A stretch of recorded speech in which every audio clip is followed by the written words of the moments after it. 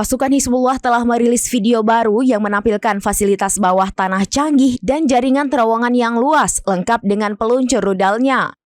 Video yang berjudul Gunung-Gunung Kami, Benteng-Benteng Kami menampilkan fasilitas IMAT 4 yang menunjukkan kemampuan rudal Hizbullah. Dikutip dari Al-Mayadin pada Sabtu 17 Agustus 2024, rekaman tersebut memperlihatkan para pejuang Hizbullah di dalam kompleks bawah tanah yang canggih dengan tanda-tanda yang terlihat menandai fasilitas tersebut sebagai IMAT 4. Dalam video tersebut juga terlihat truk-truk rudal bergerak dari dalam fasilitas menuju pintu peluncuran.